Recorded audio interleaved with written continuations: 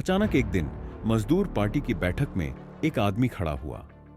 वह गुस्से में मंच पर चढ़ा और बोलने लगा। उसके शब्दों में इतनी ताकत थी कि कोई उसे रोक नहीं सका और अगले 15 मिनट तक उसने जोरदार भाषण दिया। उसे सुनने के बाद वहां मौजूद हर व्यक्ति में एक नई ऊर्जा पैदा हो गई। वह वही व्यक्ति था जो बाद में जर्मनी का फ्यूहरर बना, एडोल्फ हिटलर। इस भाषण के साथ ही उसके राजनीतिक करियर की शुरुआत हुई। वही आदमी जिसने पूरी दुनिया को तबाही में झोंक दिया। मिलियनों लोगों की जान चली गई, 50 से ज्यादा देश बर्बाद हो गए और एक पूरी कौम का नरसंहार हो गया। और ये सब सिर्फ एक आदमी की वजह से जो एक दिन पहले तक बस एक आम इंसान था।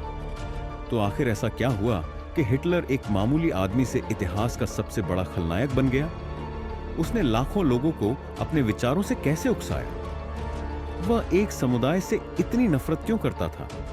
एक असफल चित्रकार जिसे कला विद्यालय में 2 बार अस्वीकृति मिली, जो कभी सड़कों पर भटकता था, हिटलर बाद में सेना में भर्ती हुआ। लेकिन वह एक सैनिक नहीं, सिर्फ एक संदेशवाहक था और किसी भी खास पद तक नहीं पहुंच सका। ऐसे ही एक दिन उसे सेना के काम से जर्मन वर्कर्स पार्टी की बैठक में भेजा गया। सब कुछ सामान्य था, तभी अचानक एक आदमी मंच पर आया और जर्मनी के खिलाफ कुछ कहा।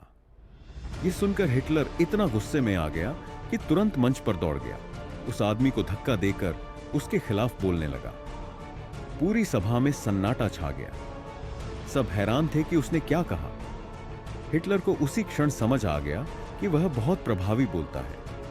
उस 1919 के भाषण के बाद उसने जर्मन वर्कर्स पार्टी में शामिल होने का फैसला किया और यहीं से उसकी कहानी ने एक नया मोड़ लिया।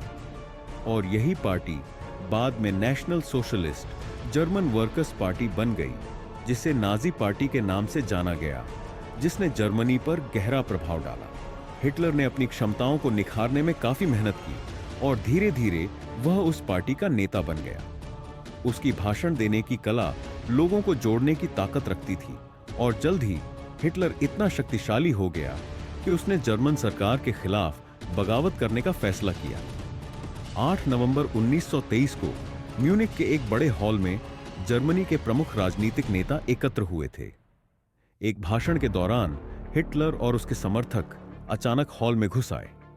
हिटलर एक कुर्सी पर चढ़ गया, हवा में गोली चलाई और जर्मन आंदोलन की शुरुआत की घोषणा की। उसके आदमियों ने हॉल के सभी दरवाजे बंद कर दिए, लेकिन हिटलर की योजना में कई गलतियां थीं। बगावत जल्द ही विफल हो गई और 24 घंटों के भीतर उसे गिरफ्तार कर लिया गया। उसके कई साथियों की हत्या कर दी गई और नाजी पार्टी पर प्रतिबंध लगा दिया गया। इसके बावजूद हिटलर ने इसे अपने जीवन की सबसे भाग्यशाली घटना माना। जेल में रहते हुए वह पूरी तरह से टूट गया, यहां तक कि उसने आत्महत्या करने का भी सोचा। लेकिन यही उसके जीवन का मोड़ बन गया। उसने अपने कोर्ट केस को खुद संभालने का फैसला किया और उसकी योजना सफल रही। उस दिन कोर्ट में हिटलर ने ऐसा भाषण दिया जिससे हर जर्मन नागरिक के दिल में नफरत, गुस्सा और समर्थन उमड़ पड़ा। लोगों ने हिटलर को अपना नायक मान लिया, लेकिन फिर भी उसे 5 साल की सजा सुनाई गई। जेल में रहते हुए उसने अपनी जिंदगी के बारे में एक किताब लिखी जिसका नाम था माइन काम्फ। यह किताब आज भी कई देशों में प्रतिबंधित है। यही वो किताब थी जिसने हिटलर के पूरे शासन की नींव रखी। प्रकाशन से पहले ही इसकी 10,000 प्रतियां बिक गई थी।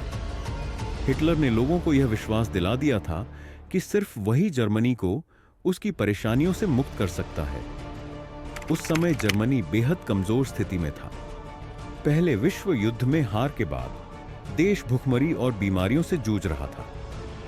युद्ध में 17 लाख जर्मन सैनिक मारे गए थे। लोगों के पास नौकरियां नहीं थीं, खाने पीने तक के पैसे नहीं थे और इलाज के लिए भी पैसे नहीं थे। जनता एक ऐसे शक्तिशाली नेता की तलाश में थी जो उन्हें इस संकट से बाहर निकाल सके, और उन्हें वह उम्मीद हिटलर में दिखी। उसने उन्हें दिखाया कि वे कितने दुखी, असहाय और कमजोर हैं। मीन कैम्फ में हिटलर ने लिखा है कि यहूदी बिजली की तरह हैं जो कम्युनिस्टों के साथ मिलकर जर्मनी को अंदर से खा रहे हैं। उसका कहना था कि बाहरी लोग सारा व्यवसाय और धन अपने कब्जे में ले चुके हैं। और अब जर्मनी में जर्मनों के लिए कोई जगह नहीं बची है।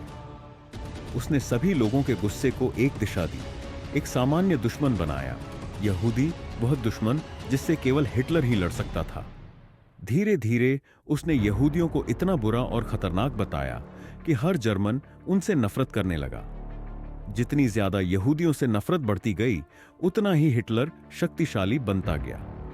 लोग आपस में लड़ते रहे और इसका पूरा फायदा हिटलर को मिलता रहा। हिटलर खुद को एक दिव्य राजा मानता था। वह चाहता था कि हर कोई उसके सामने सिर झुकाए। उसकी रैलियां किसी उत्सव की तरह होती थीं। वह अपने काफिले के साथ परेड करता जैसे कोई भगवान अपने भक्तों के सामने आ रहा हो। बैंड बजते थे, घोषणाओं में उसकी प्रशंसा होती थी और काफी इंतजार के बाद हिटलर भीड़ के बीच से एक देवता की तरह प्रवेश करता था। वह मंच पर खड़ा होकर कुछ देर तक चुप रहता, अपने श्रोताओं का ध्यान अपनी ओर खींचता। धीरे धीरे वह अपना भाषण शुरू करता, लेकिन अचानक भावुक होकर पूरा जोश और उत्साह के साथ बोलने लगता। उसकी आवाज में इतनी नाराजगी और घृणा होती कि वह हर श्रोता के दिल में उतर जाती। बीच बीच में वह रुकता और लोग पूरे जोश के साथ उसका नाम लेते, हाइल हिटलर। और जब उसका भाषण समाप्त होता तो पूरी भीड़ तालियों और जयकारों से गूंज उठती। हर किसी का दिल हिटलर के गुस्से से जल रहा होता। लोग अपने घरों में हिटलर की तस्वीरें लगाते, उसका नाम अपने शरीर पर गुदवाते। बच्चों को स्कूल में उसकी महानता की कहानियां सुनाई जाती और जो भी हिटलर के खिलाफ कुछ कहता उसे खत्म कर दिया जाता। हिटलर की महानता और नफरत को बनाए रखने के लिए एक पूरी टीम काम करती थी। मीडिया पर पूरा नियंत्रण था। अखबार, टीवी, रेडियो, पोस्टर, हर जगह केवल हिटलर की महानता की कहानियां और यहूदियों की डरावनी कहानियां दिखाई जाती। यहूदियों को चुड़ैलों और राक्षसों के रूप में दर्शाया जाता, जो केवल जर्मनों का पैसा ले रहे हैं।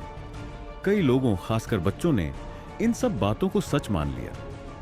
वे छोटे बच्चे भी हिटलर से जुड़ना चाहते थे, क्योंकि दूसरी ओर ऐसे पोस्टर थे जिनमें हिटलर दृढ़ विश्वास के साथ खड़ा होता, लोगों का मसीहा, और उसके नीचे उसका नारा, एक राष्ट्र, एक लोग, एक नेता। जल्द ही हिटलर का सपना सच हो गया।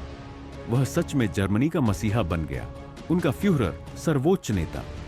लेकिन यहीं से सब कुछ बदल गया, क्योंकि यही सर्वोच्च नेता लाखों यहूदियों के खिलाफ भयानक अपराधों का दोषी बना। उनकी जिंदगियां छीन ली, उन्हें कैद में डाल दिया और उन्हें दर्दनाक मौतें दी।